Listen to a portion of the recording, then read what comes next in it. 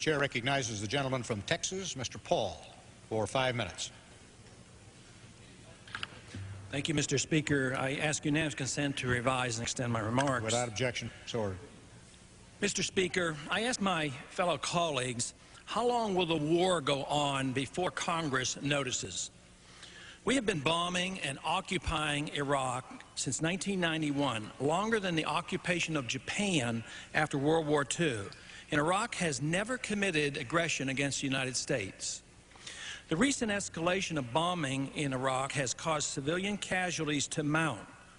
The Clinton administration claims UN Resolution 687, passed in 1991, gives him the legal authority to continue this war. We have perpetuated hostilities and sanctions for more than 8 years on a country that has never threatened our security, and the legal justification comes from not the U.S. Congress, as the Constitution demands, but from a clearly unconstitutional authority, the United Nations. In the past several months, the airways have been filled with members of Congress restating their fidelity to their oath of office to uphold the Constitution. That's good, and I'm sure it's done with the best of intentions. But when it comes to explaining our constitutional responsibility to make sure unconstitutional sexual harassment laws are thoroughly enforced while disregarding most people's instincts toward protecting privacy, it seems to be overstating a point compared to our apathy toward the usurping of congressional power to declare and wage war. Now, that's something we ought to be concerned about. A major reason for the American Revolution was to abolish the king's power to wage war, tax, and invade personal privacy without representation and due process of law. For most of our history, our presidents and our Congresses understood that war was a prerogative of the congressional authority alone. Even minimal military interventions by our early presidents were, for the most part, done only with congressional approval.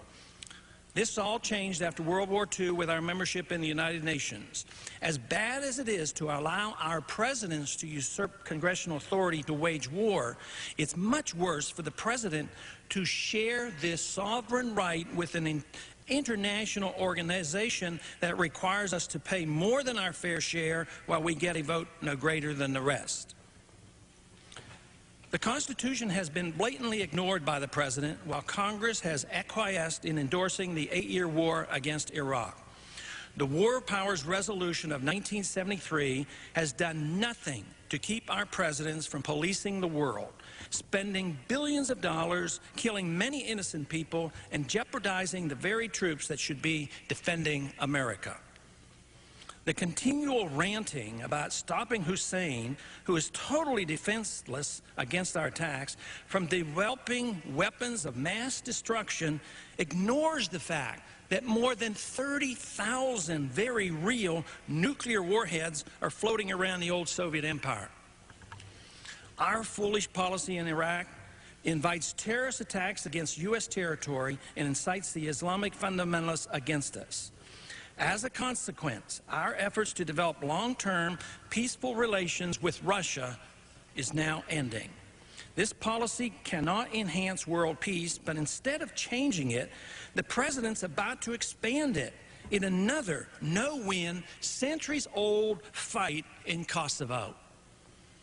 It's time for Congress to declare its interest in the Constitution and take responsibility on issues that matter, like the war powers. Mr. Speaker, I yield back the balance of my time. The gentleman's time has expired. All time has expired, and pursuant to Clause 12 of Rule 1, the Chair declares the House in recess until 2 p.m. today.